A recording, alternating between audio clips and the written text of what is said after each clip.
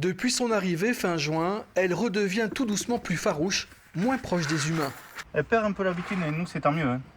Elle, c'est la jeune femelle chamois qui a animé le village de Saint-Martin-sous-Vigourou dans le Cantal en mai dernier, au point d'attirer les caméras de télévision.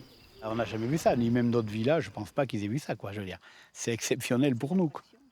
C'est l'attraction un peu du village. Chez Simone et René, un couple de retraités, l'animal a carrément élu domicile. Alors souvent le matin, elle est là. Elle est couchée là. La nuit dans les hortensias de madame, et pour le garde-manger, le chamois ne s'est pas trompé. Je suis le spécialiste du jardin, moi.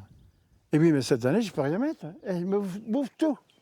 Je pense que c'est un animal qui a été élevé au biberon, et puis arrivé à un certain âge, on essaye de le réintégrer parce que ça devient gênant, ça prend de la place.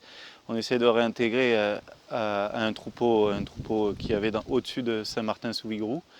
Et on s'est bien rendu compte qu'elle préfère le contact de l'homme. Des hommes qui lui ont même donné un prénom, Fleur, pour les dégâts causés dans les jardins.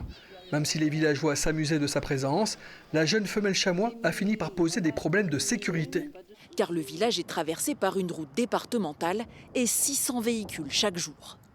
On ne peut pas le mettre dans un véhicule, on ne peut pas le parquer, on ne peut pas le fermer quelque part, parce qu'en fait, nous ne sommes pas détenteurs de cette autorisation de détenir un animal sauvage. Ce sont donc les soigneurs du parc animalier de Gramat qui l'ont capturé et ramené auprès d'autres chamois. On a notre troupeau quand même qui reste bien soudé entre eux. Elle, c'est un peu une étrangère.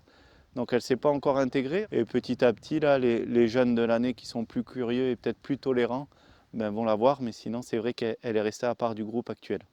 Fleur devrait progressivement s'intégrer au troupeau et recevoir, pourquoi pas, la visite de ses anciens voisins du Cantal.